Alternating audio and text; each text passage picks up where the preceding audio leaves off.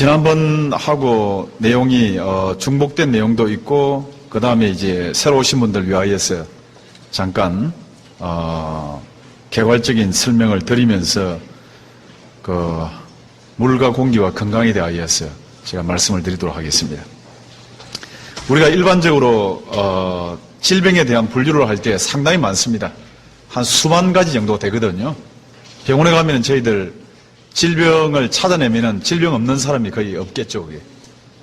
그래서 이제 한국에서는 대표적으로 암이 사망의 제1 원인이고, 그 다음에 심장질환, 뇌질환, 고혈압, 당뇨라든지, 각종 이제 관절염이라든지, 또 아니면은 뭐 위의 염증이나 장염이나, 그 다음에 이제 특히 한국 사람은 4,700만 중에서 한 350만 명 정도가 간염, B형 간염, C형 간염으로 고통을 받고 있는데, 이런 거 감염성 질환, 그 다음에 이제 내분비, 호르몬에 문제가 있는 질환이라든지 또 소화기 질환을 우리가 분류를 하고 있습니다. 우리 의과대학에 있는 교수들이나 아니면 의사들이나 또 과학자들은 이런 거 원인이 무엇인가에 대해서 상당히 관심이 많거든요. 오랫동안 주장했던 호주에 있는 그 의사, 과학자는 상당한 그 바보 취급을 당하면서도 줄기차게 위암을 일으키는 것은 헬리코박터라는 박테리아가 일으킨다 해서 인정을 받아서 노벨상까지 받는 그런 일이 벌어집니다. 그래서 이제 독성에 대한 것은 최근에 뭐 중국에서 멜라민이라든지 그 다음에 저희들이 방부제나 항생제 문제에 대해서 상당히 많은 그 의견을 또 많은 경고를 듣게 됩니다. 이러한 그 유전과 감염과 독성은 의사의 영역이고 그 다음에 과학자의 영역이고 우리 일반인들과는 별개의 문제처럼 생각되지만은 유전인자가 없다 손 치더라도 부모님이나 할아버지나 정조, 고조 할아버지까지 누구도 고혈압 환자가 없다고 가정한다 손 치더라도 만약에 짜게 먹는다든지 비만이라든지 그 다음에 지방식을 섭취한다든지 운동하지 아니하고 술과 담배를 좋아하면은 고혈압 걸릴 확률이 대단히 높다는 것이 정설이죠. 나무를 태우게 되면은 뭐가 생깁니까? 재와 연기가 생기는 거죠. 사람의 몸에도 똑같은 일이 벌어집니다. 탄수화물, 지방, 단백질이 효소의 도움으로 작용으로 에너지를 발생하는 그 과정에 반드시 결과적으로 노폐물이 발생하거든. 그래서 이제 병원에 가서 혈액 검사 통해서 혈당이 높게 되면은 우리는 당뇨병이라고 진단을 받게 되는 거죠. 그 다음에 젖산이나 이산화탄소가 몸에 가득 차게 되면은 만성 피로증을 느끼게 됩니다. 그 다음 두 번째로는 지방은 탄수화물의 약 2배 정도의 에너지와 열량과 칼로리를 만들어냅니다. 대단히 중요한 에너지 원이죠. 그 지방이 에너지로 바꾸어지지 아니하고 우리의 또는 신경의 세포라든지 또는 신경에 관련된 조직으로 변화되지 아니하면은 호르몬으로 변화되지 아니하고 우리 몸에서 돌아다니는 것을 우리는 고중성지방, 고지방산, 고콜레스테롤이라는 말을 쓰게 됩니다. 이것은 이제 구체적으로 우리 몸에 어떤 질병을 남기냐면은 비만이나 지방간이나 동맥경화나 고혈압이나 심장질환, 뇌질환. 예를 들면은 지방을 잘 섭취하지 않는 사람과 지방을 많이 섭취하는 사람의 대장암의 발병률을 보면은 지방을 많이 섭취하는 사람이 압도적으로 높습니다. 여성들 경우에는 자궁암이 압도적으로 높죠. 그 다음에 남성들 경우에는 전립선암이 압도적으로 높습니다. 그 다음에 여성들은 유방암이 높죠. 살이 찐 사람의 유방암 걸릴 확률과 살이 찌지 아니한 사람이 유방암 걸릴 확률을 비교하면은 살이 찐 사람이 압도적으로 높습니다. 남성도 마찬가지죠. 몸에 체지방이 높은 사람과 체지방이 낮은 사람의 전립선 비대증이나 전립선 암을 비교해보면은 체지방이 높은 사람이 압도적으로 높죠. 그 다음에 이제 요산이 높게 되면 통풍이나 통증이 생기는 거죠. 여러 가지 이런 물질들이 무슨 말입니까? 혈액의 노폐물을 조사받기 위하여서 저희들은 병원에 가서 반드시 혈액 검사를 받는 거죠. 혈액 검사를 통해서 당신은 혈당이 높습니다. 당신은 지방이 높습니다. 아니면 당신은 요소나 요산이나 크레아틴이 높다. 무슨 말입니까? 우리 몸에 질병을 일으키는 모든 뿌리는 우리가 먹는 음식이라는 거예요.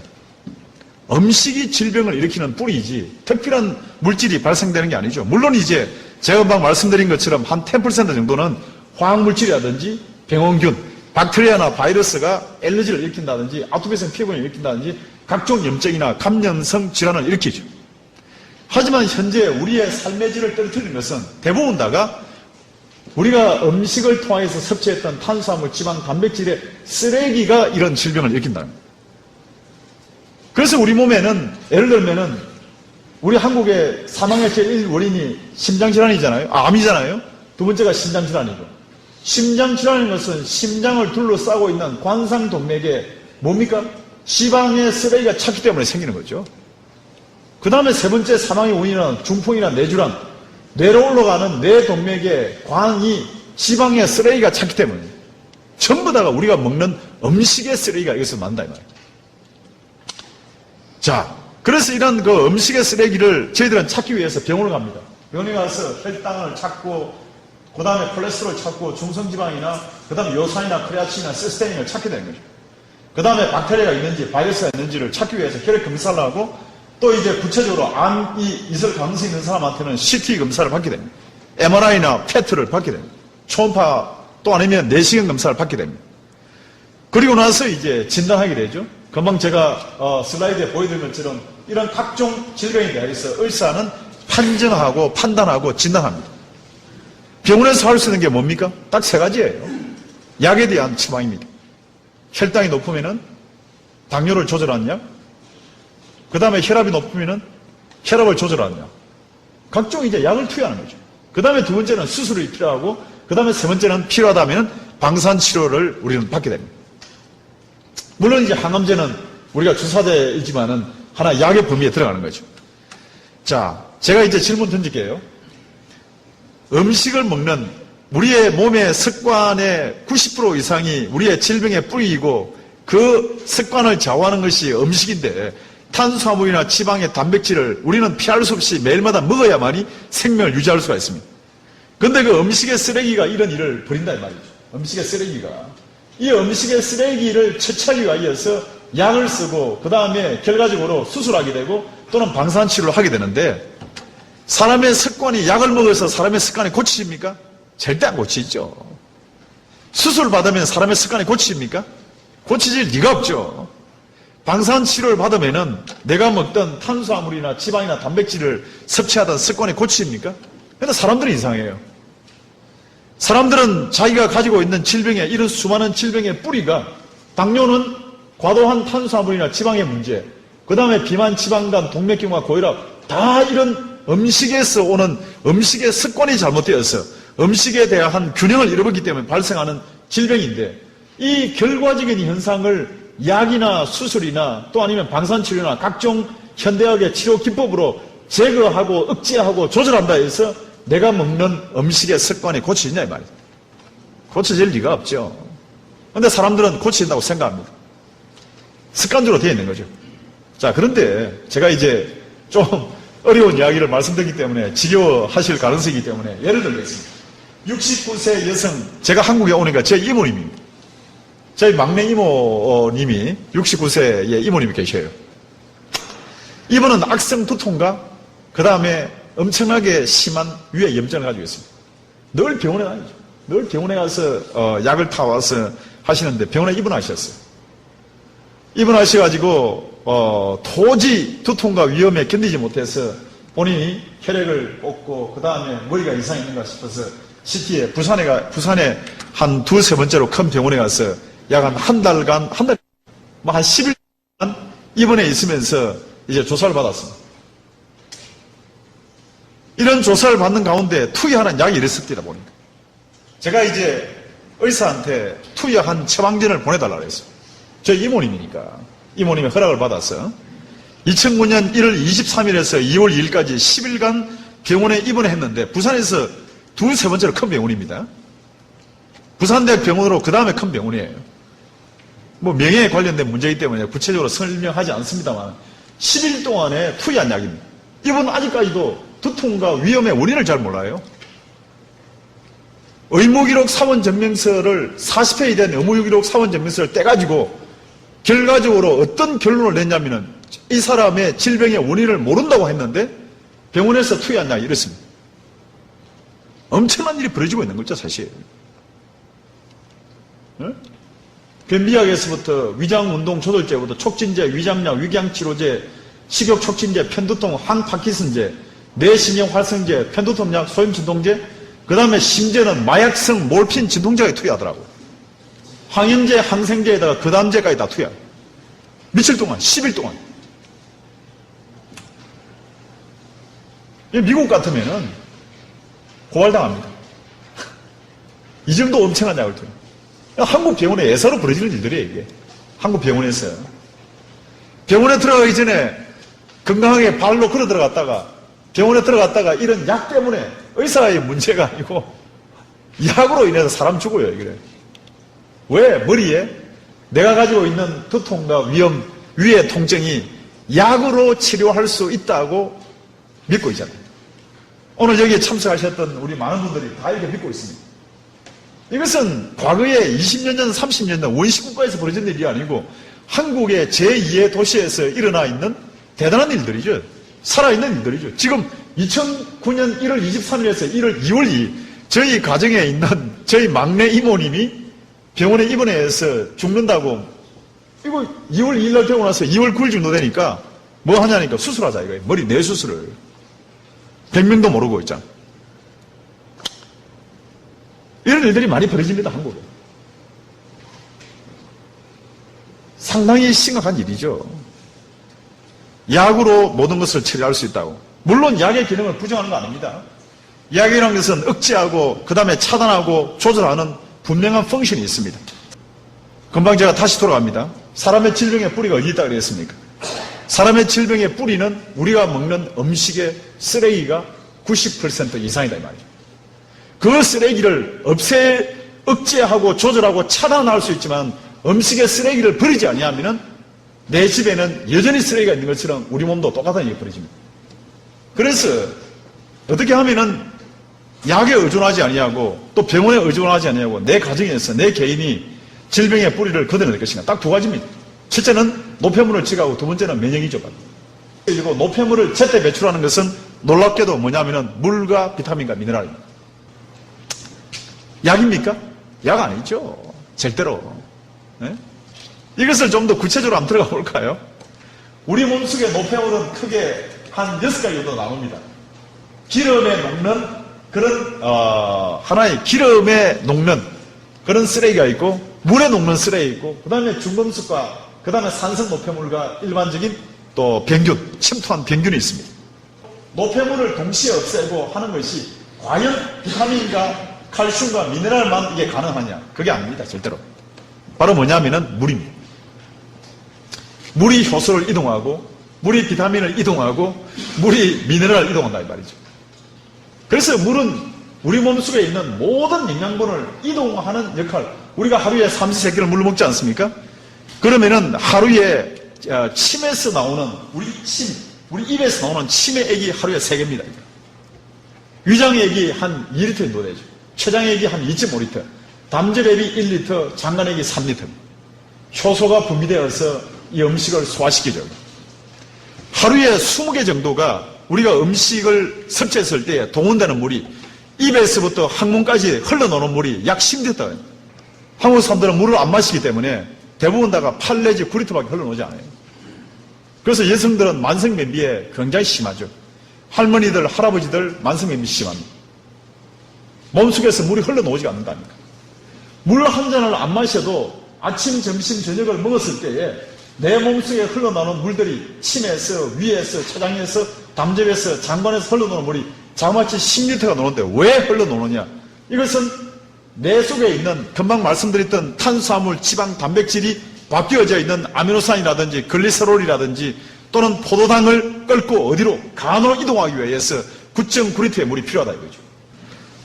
들어오는 물은 음식을 통해서 1리터가 들어오고 빠져나가야 물이 2.7리터가 빠져나가야 되는데 안 빠져나가는 거죠. 물이 없으면 빠져나가질 않습니다. 그러니까 지방산이 차게 되고 그 다음에 각종 노폐물이 몸속에 차기 시작하는 거죠. 그래서 미국의 의학총회에서는 하루에 8온스 240cc의 물을 8잔 마시라. 거의 2리터입니다. 그죠? 한 1.8에서 2리터의 물을 매일마다 마셔야만이 사람 내 속에 있는 노폐물이 사라지고 사람이 건강해진다는 그런 이야기를 하게 되는 거죠. 그래서 이제 혈액을 한번 조사해 보면 건강한 사람의 혈액은 굉장히 깨끗해요, 사실은.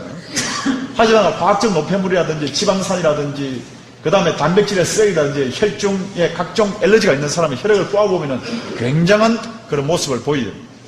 그 다음에 이제 세 번째는 물은 면역세포를 이동시킵니다. 우리 몸속에는 하나의 그 거미줄처럼 혈관이 있고 그 다음에는 림프관이 움직이죠. 그 속에는 적혈구나 백혈구나 그 다음에 각종 면역에 관련되어 있는 T림파구가 움직입니다. B림파가 움직이는 거예요. 외부에 혈액 안이라든지 외부에 화학물질이나 약물 내성균이나 노폐물이 침투하면은 이것을 우리는 인식합니다. 기억합니다. T림파구가 간염균이구나, 에이즈균이구나, 그 다음에 매독균이구나, 또 아니면은 임균이구나, 또 아니면은 감기 바이러스구나 인식하는 거죠. 그 다음에 두 번째로는 B림파구에다가 명령합니다. 우리 몸 안에서 벌어지고 있는 일들이에요. 항체를 만들려고 명령하면은 그 다음에 만드는 것이 뭐냐면 항체를 만들어서 이 각종 노폐물이나 균들을 포획합니다. 그 다음에 세 번째로는 T림파구와 백혈구가 공격하고 배출하고 제거하는 거예요. 한 2000페이지 정도 되는 면역학을 지금 한 장의 슬라이드로 여러분들에게 지금 설명드리는 거예요. 면역이라는 것은 뭐냐면 인식하고 기억하고 명령하고 포획하고 공격하고 배출하고 제거하는 것을 우리는 면역이라는 말을 쓰게 됩니다. 이 면역의 세포인 T림파구나 B림파구나 백혈구 원료가 뭡니까? 보약입니까? 특수한 약입니까? 특수한 주사입니까? 절대 아니죠. T림파구나 B림파구나 백혈구의 원료는 물과 음식과 공기입니다. 한국에 보니까 신문에다가 대문짝만하게 이것을 먹으면 면역의 기능이 증가된다. 물론 일시적으로 증가할 수가 있겠죠. 근거가 있으니까 그런 말을 쓰겠죠. 하지만 우리는 태어날 때부터 죽을 때까지 단 하루도 면역이 멈추면 안 됩니다. 모든 사람은 엄밀한 의미 하에서 과학적으로 따진다면 다 암 환자입니다. 정상적인 사람일지라도 5,000개에서 10,000개 정도는 암세포를 다 가지고 있습니다. 암세포를 가지고 있지만 우리 몸속에 이런 T림파구나 B림파구나 백혈구가 정상적으로 작동하기 때문에 우리의 암세포가 정식되지 않는 거죠. 그것이 정식되어서 10년, 짧은 사람은 5년, 그래서 눈으로 확인할 수 있고 혈액검사를 확인할 수 있는 것이 당신은 암의 초기다, 암의 1기다, 2기다, 3기다, 말기라고 표현하는 거죠. 뭐냐면은 면역의 세포의 뿌리는 음식입니다. 그 다음에 외부에 침투한 병균이나 각종 노폐물에 대한 대항을 할 수 있는 면역 세포를 이동하는 것도 물만이 할 수 있는 일들입니다. 약 이동합니까? 약 이동 못해요, 절대로. 절대 이동 못합니다. 그래서 우리가 우리 몸 안에 내 척수액은 99%가 물이고 혈장은 94%, 뇌혈백질은 85%, 근육은 75, 72. 중요한 기관들은 다 물로 채워져 있죠. 그런데 우리 몸속에 있는 탈수를 시키는 물질들, 우유나 커피나 콜라, 사이다, 위스키, 소주, 정종, 와인, 각종 건강음료, 게토레이라든지 포카리 스웨트, 포카리 스웨트가 이름에다가 알칼리라고 되어 있지만 알칼리 아닙니다. 산성입니다. 이런 상태에서 만약에 탈수가 지속되면은 첫째는 관절이 나가버립니다. 할머니, 할아버지들이 연세가 많으셔서 관절 나간다고 생각하십니까? 그렇지 않아요, 절대로. 사람의 이 속에 관절과 관절 사이에는 물이 들어있습니다. 관절낭 속에는. 척추 같은 경우는 4번, 5번 사이에는 물이 들어가 있는데 디스크가 있잖아요. 그 속에 물은 우리의 체중의 75%를 유지해줍니다. 그 안에 있는 연골이 우리 체중의 25%가 유지 안 해줘요. 여기. 물이 빠져버리니까 당장에 탈수되는 사람의 첫 번째 특징이 허리에 통증이 오는 거죠. 다이어트 하는 우리 여자아이들, 우리 따님들, 여러분들의 따님들 허리 아프다고 많이 이야기할 겁니다. 왜? 물 안 먹으면 허리 아파요, 당장에. 지난 3년 동안에 한국 사람들을 대상으로 제가 세미나를 해왔습니다만 지도자급에 해당되는 사람들만 지난 2006년도 9월달부터 해서 교회 목사님이나 정적의 인사들이나 그 다음에 다양한 기업인들이나 만나서 이분들에게 세미나 한 사람 숫자가 정확하게 1,500명입니다. 일반인들 빼고 있지 않습니다. 그 중에서 암 환자가 170명 있었습니다.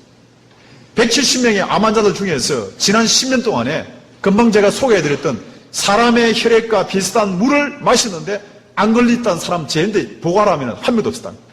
분명한 사실이에요. 이것은. 암 환자의 특징은 딱 두 가지입니다. 탈수와 영양실조예요. 무슨 말을 하더라도 지금까지 지난 10년 동안에 물을 제대로 안 마신 분은 이미 암에 노출되어 있다 해도 관이 아니죠. 혈액을 뽑아보면 엉망진창이죠. 혈액을 뽑아. 제가 1,500명이라는 것은 그분들의 혈액을 다 뽑은 숫자 중에서 약 170명에 미국에서 150명, 지난 3년 동안의 그 데이터가 말입니다. 2년 6개월 동안의 데이터가. 거기에 보면은 두 가지 특징이에요. 암 환자들의 공통점은 놀랍게도 하나같이 상담을 해보면은 저는 물 좀 마셨습니까? 하루에 한 잔, 두 잔도 물 안 마셨다는 사람이 100%예요. 주위에 있는 가족들이나 주위에 있는 친구들 한번 보십시오. 물 안 마십니다. 암 환자들 물 마시는 습관이 거의 없습니다. 그 다음에 식사, 금방 제가 말씀드린 물과 음식과 공기로 사람의 생명 유지가 되는데 음식 먹는 것을 우습게 생각하는 사람들 전부 다가 폭식하거나 편식하거나 아침을 굶거나 식사를 또 안 하거나 며칠 동안 밥 안 먹어도 나는 굉장히 힘 센 사람이라 자랑하는 사람들 대부분 사람들이 탈수와 영양실조로 암에 걸리더라고요. 왜? 물은 영양분을 이동하고 우리 몸속에 있는 더러운 노폐물을 끄집어내고 그 다음에 면역세포를 이동시키는 강력한 기능을 가지고 있대요. 그 물의 기능을 빼앗아버리면은 당연히 영양분이 이동 안 되면 영양실조 올릴 거고 그 다음에 면역의 세포를 이루는 영양분이 없을 거고 그 다음 노폐물이 배출되지 아니하고 그 다음에 면역이 활동이 안 되니까 암에 노출되는 거죠. 그래서 우리가 물 마시면 됩니다. 물을 많이 마시기 때문에 부종이 생긴 게 아니고 물을 안 마시기 때문에 생기는 거죠. 부종이라는 것은. 그 다음에는 혈압이 증가합니다. 산성의 노폐물이나 각종 몸의 노폐물이 소변을 통해서 빠져나가야 되는데 빠져나가지 않고 몸에 돌아다닙니다. 한국의 고혈압 환자의 70% 이상입니다. 이 케이스가. 그 다음에 뭘까요? 여기서 끝나지 않죠. 절대적인 물의 양, 대변을 통해서도 100cc, 0.1리터의 물을 뽑아내야 되는데 물이 부족하니까 변비를 안 시키는 거죠. 배변을 안 시키는 거죠. 그러니까 악성 변비에 있는 거죠. 배 안에서 노폐물이 차게 됩니다. 지방이 찬 것이 대장염이고 그 폴립이 생긴 것이 대장암으로 발전하잖아요. 자, 이러한 상황에서 WHO에서는 깨끗한 물만 마셔도 질병을 80% 이상 감소시킬 수 있고 수명이 길어진 것은 위생적인 상수시설과 영양 개선 때문이지 약이 아니라 약이 아닙니다. 절대로. 물이 그 정도로 중요해요. 피부를 바꿉니다. 피부의 세포는 수명이 45일입니다. 물을 45일 동안 계속 마시면 바뀌죠. 피부가. 자, 이러한 상황에서 WHO에서는 깨끗한 물만 마셔도 질병을 80% 이상 감소시킬 수 있고 수명이 길어진 것은 위생적인 상수시설과 영양 개선 때문이지 약이 아니라 약이 아닙니다. 절대로. 한국의 안식년 받으러 들어왔으면서 굉장한 물을 찾았습니다. 속초에서부터 그 다음에 경기도 또 아니면은 제주도 전국 일대를 다니면서 물 한번 찾아봤죠. 그 중에서 어떤 데는 막 물을 샘플을 가져와서 물 검사해달라고 해보니까 수많은 사람들이 굉장하게 친한 사람들도 저하고 중마고에 있던 사람들도 물 공장하면서 강원도에서 물을 갖다 검사해달라고 이야기하더라고. 검사를 보니까 물 산성이에요. 내가 니하고 아무리 친하더라도 산성인 물을 나는 너에게 소개할 수 없다. 그래서 엄청나게 지금 산성비라든지 산성수라든지 산성물로 그래서 우리나라의 표청수는 거의 다 산성이에요. 이러한 상황에 그러면은 어떤 물을 얼마만큼 마셔야 되는가? 첫째는 혈액의 농도와 비슷한 약 알칼리수를 마십니다. 그 다음에 안전하고 깨끗한 자연수, 칼슘이 풍부한 미네랄수, 미네랄이 풍부하다 이 말이에요. 그 다음에 물에 마시는 양은 체중 곱하기 33입니다. 그래서 일본에는 알칼리를 만들어내기 위해서 오키나와에 있는 산호를 세라믹화해서 넣어서 이걸 물을 발생하십니다. 그래서 여기에다가 양이온 제거관이라든지 초음파 제거기, 한국 국내에도 제트크가 많이 나와 있어요. 일본도 마찬가지고. 여기에 대하여서. 그래서 일본 국내에서는 이거 한 대가 우리나라 돈으로 한 1,000만 원 하죠. 물과 음식과 공기를 통하여서 우리는 해결하지 못할 일이 없습니다. 여러분들이 삶 속에서 내 속에 있는 모든 더러운 노폐물은 약이 없애주는 것이 아니고 약은 억제하고 차단하고 조절하는 기능은 있지만 일시적으로 하지만은 우리가 매일마다 마시는 물, 매일마다 흡입하는 공기, 매일마다 섭취하는 그 음식을 통하여서 내 속에 있는 더러운 노폐물을 끊임없이 끄집어내고 면역세포를 이동하고 영양분을 공급한다는 이 사실을 우리 기억하시면서 여러분 개인의 건강뿐 아니라 그 다음 우리와 함께 있는 많은 직원들이나 또 국민들의 건강 문제를 생각해서 그 다음에 물을 통하여서 놀라운 여러분들의 건강 회복의 역사가 일어나기를 개인적으로 바라고 있습니다. 감사합니다.